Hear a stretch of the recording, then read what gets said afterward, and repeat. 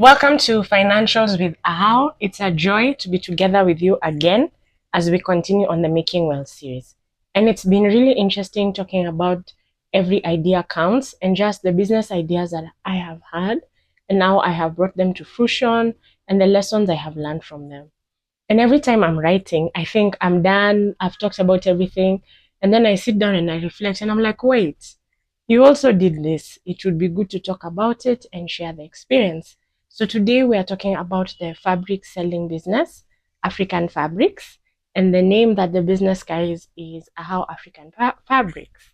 And this particular business, I kind of just birthed it in a time of transition. I was in between roles and I was coming into a space of what can I do and just pushing myself out there in terms of additional income sources, in terms of, again, just working on ideas that come to my spirit and praying over them and getting them going. And as I began this business, one of the things I later realized is that it runs in the family. Like way when I was younger, we used to have a shop and a tailor, and there was just stuff happening around African fabrics. And I don't even think when I was starting it at this point in my life, I was remembering that.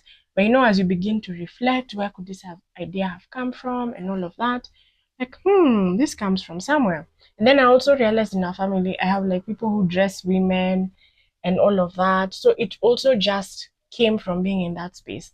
I was speaking to someone the other day and I realized I actually used to do my stock taking when I started, like someone I had watched growing up, like literally with a notebook and writing and saying, okay, this is how many fabric I have, this is the color, this is who has bought, this is who owes me.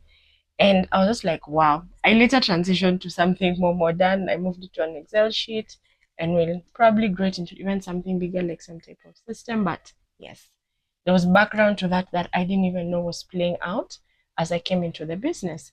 And this business has been a very big source of network for me, just meeting people and telling them what they do, and also people expanding it for me. So that's one.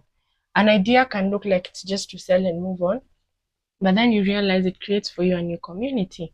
And when I would sell the fabric, one of the things that God would put in my heart would be write a card for the buyer and bless them. Find a scripture, find something encouraging to tell them as they pick your fabric, as they wear it. And I was like, wow, who would have thought, of something like that? Like, how good is that?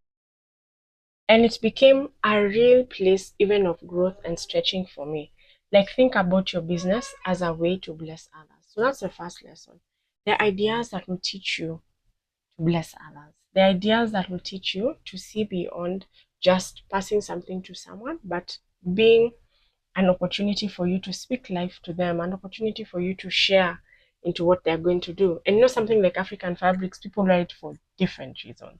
Weddings, machi-machis for couples, children, like the fabric has done so much. And the other thing I learned from this fabric business was everybody has an interest in something you might be doing. So there are people who would not buy, but they would promote. They'll tell me, oh, I've sent you a client. Oh, so and so is looking for fabric. Tell me about them.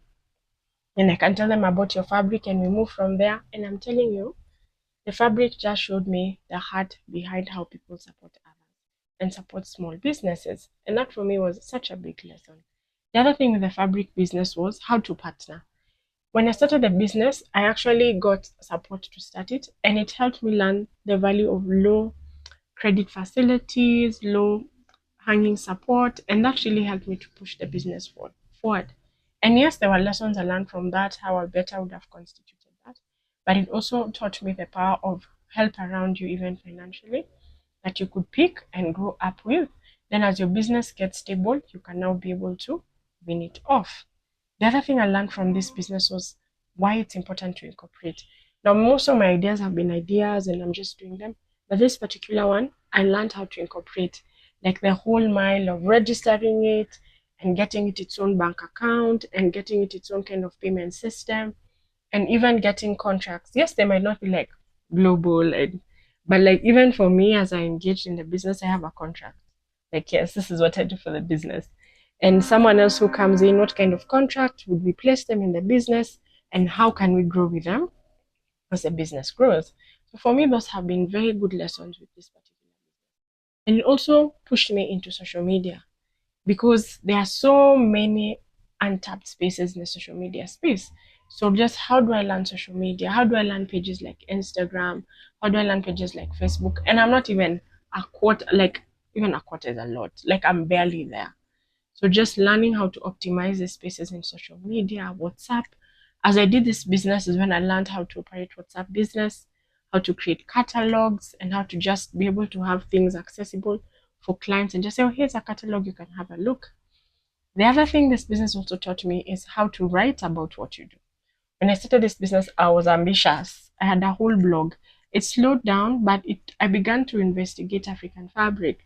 I remember watching a whole video about how a designer and a tailor turned a fabric into an amazing wedding dress, like a very nice mix of modern and then, like traditional. So it put my mind in a place of a lot of learning, like in terms of that space and using another skill that I didn't have. Another thing this business has really grown me in is to be able to see when I've reached the end of it. So I was reflecting through the business sometime last year and I was like, whoa, I think I've done everything I can do. What next? And that's very important with business because it has a flow. It gets to a very high place. And if you're not cautious, you dip. So what do you do at the high place? How do you get to the next high? So this business has also really taught me that. Like, how do you reflect, pause, and see what do I need to do to grow my business? This business has finally taught me the power of working with people.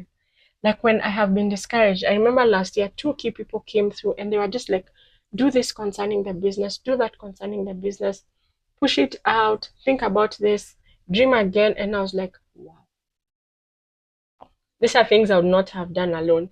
There are people who see my business and they tell me, I remember a friend, he looked at the Instagram page and he told me, give me your phone.